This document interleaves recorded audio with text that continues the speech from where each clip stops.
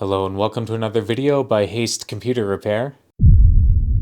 And today we're taking a look at the Lenovo Thinkpad P50 Laptop for use in 2024 and onward. Now, beyond the categorization of laptop, it's safe to call this thing a workstation. For CPU, it has an Intel Xeon E3-1535M V5 4-core 8-thread CPU with integrated Intel HD graphics P530. On top of that, we have a dedicated NVIDIA Quadro M2000M GPU with 4GB of GDDR5 memory. We currently have 32GB of RAM installed, and that is a 15.6 1920 by 1080 IPS HD display panel, which is very nice. For storage, we currently have a 256GB Samsung PM9A1 NVMe solid-state drive, but there is expansion for a secondary M.2 SSD as well as a 2.5-inch hard drive or solid-state drive, which we will check out a little bit later. For Wi-Fi, we have an Intel dual-band wireless AC 8260 M.2 card with Bluetooth 4.1, and as we'll see later, we also have a Sierra wireless WWAN card, which allows us to access a 4G network through our service provider. The keyboard is standard for this generation of ThinkPads, and there's a 2-tier backlit system. And what I always appreciate, the inclusion of a numpad. I got really lucky and the keyboard and the touchpad are in excellent condition, almost like new. Speaking of the touchpad, we have 3 extra buttons down here for right click, left click, and a middle button, as well as up here the exact same thing, and the typical red touch point, which is characteristic of ThinkPads, as we come to know. We also have a fingerprint reader. And there's a little square here on the left side of the touchpad that, if it came with the option, is a Pantone color calibrator by Xrite. And the standard 720p HD webcam. For I/O on the right side of the laptop, we have microphone and headphone input, 2x USB 3.0, 1 mini display port, an air exhaust grill for the CPU fan, the Kensington lock. On the left side, we have the area where a smart card reader would be, express card reader, and just below it, a 4-in-1 SD card reader. And this is the air exhaust grill for the GPU. The rear I/O features 2x USB 3.0, 1 always on, RJ45 Ethernet port, USB Type-C and Thunderbolt HDMI port. There's the port for the power plug, and on the right and left side, we further have air exhaust for the CPU and GPU. The bottom of the laptop features lots of ventilation for passive cooling and air intake for the CPU and GPU. And we have a 6-cell 90-watt-hour lithium-ion battery. Right now I have a third-party AC adapter, but I also have a couple Lenovo branded adapters that are 170 watts. The built-in stereo speakers are actually not that bad. Of course, you could always use a Bluetooth speaker or headphones to enhance the experience.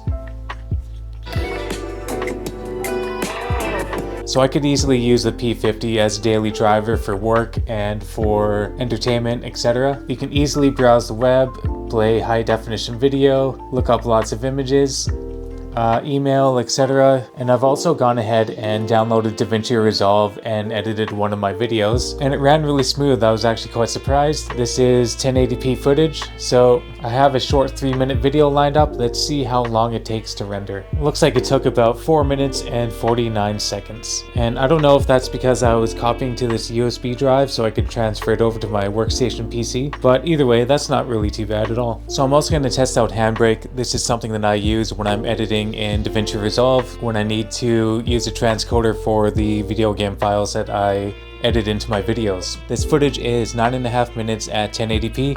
Let's see how long it takes. And we're using 100% of this 4-core 8-thread Xeon CPU, only about 5.2 gigs of RAM. This work is very CPU intensive, as you can see. So we started the encode at 10:31 a.m. and we ended at 10:38. So it took about 7 minutes to complete this job. Now, this isn't bad for a creator like me who's just looking to sell some PCs and laptops. If you're focused on productivity, a beefier CPU would probably help. However, that's really not that bad.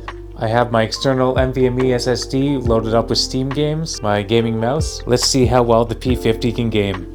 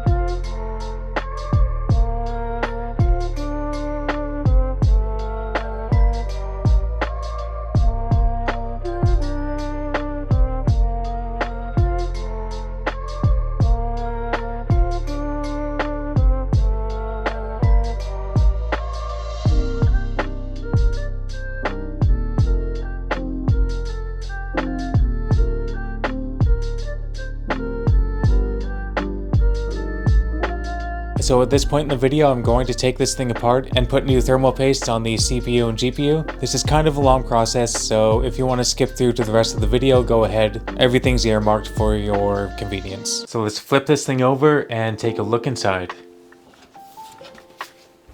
First up, you'll want to remove the battery. Using a Phillips head screwdriver, we can remove the back panel with 1, 2, 3, 4, 5, 6 screws. So here's where some of the quick and easy access to upgrades makes the P50 really shine. Over here we have a 2.5-inch hard drive or solid state drive bay. Luckily enough, this came with a cable for SATA connection, so that's pretty cool. There's one slot here for an M.2 NVMe solid state drive, and one slot here for another NVMe drive. Alright, so this unit only shipped with one of these caddies, but they are fairly accessible and you can order them off eBay. And over here we have access to 2 more DIMM slots for RAM expansion. Here's the CMOS battery. Now I want to remove all the screws on the back panel so we can gain access to the CPU cooler. However, if you just want to remove the keyboard, just look for where it's labeled on the case. In this case we have 1, 2, 3 screws to remove the keyboard. Now I have this handy little diagram that I put together when I was taking apart a P51 ThinkPad, and I'm going to reuse it because the P50 is very similar and I don't want to lose track of where those screws go, so you might want to make something like this if you do take this apart. Alright, now let's get to the screw removal.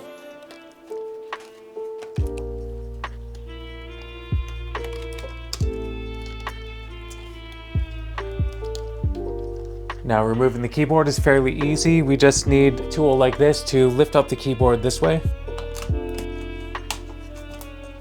And there are 2 ribbon cables to remove right here. So right underneath this metal shield we have the 2 extra DIMM slots for the RAM. And right now we have 32 gigabytes of 2400 megahertz DDR4 memory installed, 2 16 gigabyte Samsung modules. And this model also shipped with the Sierra Wireless AirPrime EM7455 WWAN card. Right now we have these 2 ribbon cables to remove for the touchpad and fingerprint reader. 1 screw here. Now the palm rest should be easy enough to move just by gently lifting up and maybe using something like a plastic guitar pick to score along the side of the laptop case. And there's 1 plug here to remove that's connected to the palm rest. I can only guess for the power button.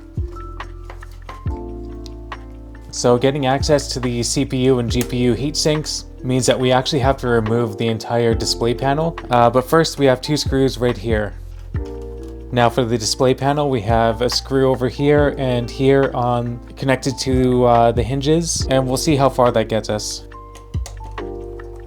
So on either end of the display panel we have little stickers to remove that will reveal a couple screws to take out over here and over here. And if you want to keep the stickers undamaged, just be very careful.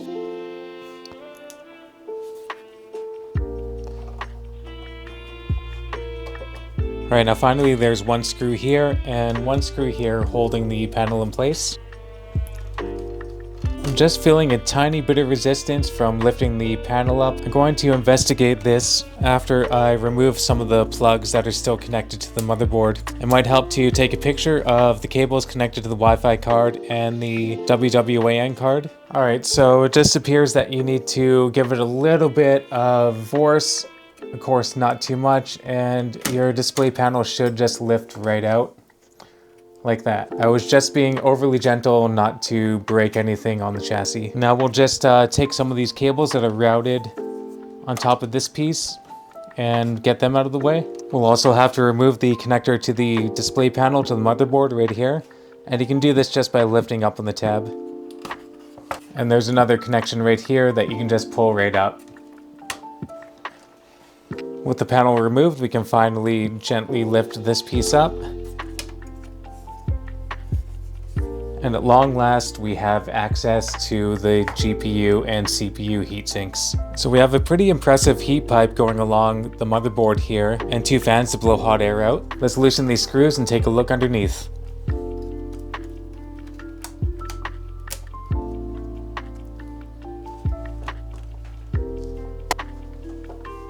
Alright, so underneath the bulkier heatsink we have the GPU with one thermal pad here and one that got stuck to the heatsink, no matter as long as they're in the right place. We have our 4 chips for 4 gigs of GDDR5 memory. Over here we have the CPU. So as you can see, it's a fair amount of work to gain access to these heat sinks and the fans. So if you're going to do this, just make sure you have a little bit of time set aside. Alright, so I'm going to take a moment to clean out these 2 fans, just with some Q-tips and isopropyl alcohol, and then we'll add some new thermal paste to the CPU and GPU.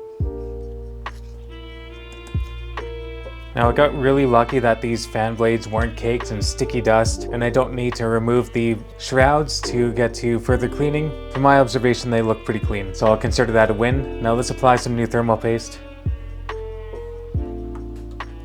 So now it's time to reassemble the laptop, and I'm not going to show that process. I'm just going to skip forward to the next part of this video review. Of course, putting it back together is just the reverse of taking it apart, so I don't think you really need to see that. But if you have any questions, of course, feel free to comment below. So everything's assembled again, and thankfully it works. So would I recommend the P50 for use in 2024 and onward? Absolutely.